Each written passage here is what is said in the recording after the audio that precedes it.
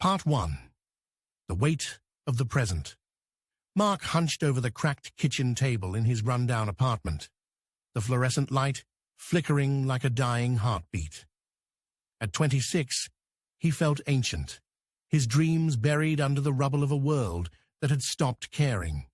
The economy had collapsed years ago, leaving him adrift in a sea of job listings that never materialized.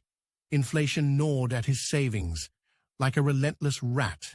What little money he had stretched to cover overpriced groceries and utilities, but it was never enough.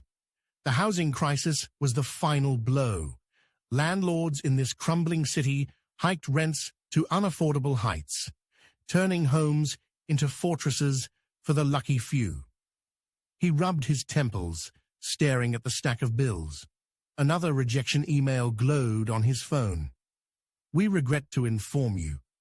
His last interview had been a farce, a tech firm looking for innovators while paying peanuts, if at all. Desperation clawed at him, a constant whisper in his ear. How much longer could he hold on?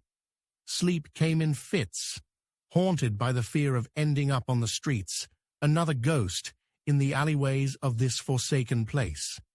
Yet, beneath the surface, Mark's turmoil ran deeper. He prides himself on his integrity, a fragile shield against the moral decay around him.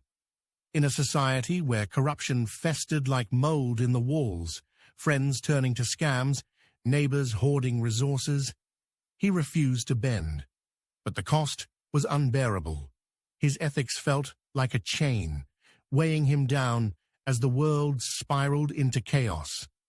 Was it worth starving for a principle no one else honored? A flashback hit him like a punch, pulling him back to his teenage years. He was 16 again, sneaking through the neon-lit underbelly of the city with his crew. They called themselves the Echorunners, a group of thrill-seekers who stole bikes, shoplifted gadgets, and graffitied abandoned buildings. Mark remembered the rush, the wind whipping his face as they fled from security guards, the laughter echoing in empty warehouses. It was freedom, pure and intoxicating, a rebellion against the monotony of school and rules. He'd felt invincible, his recklessness a badge of honor. But there were shadows, the time they got caught, the fear in his mother's eyes, the sting of a juvenile record that lingered like a scar.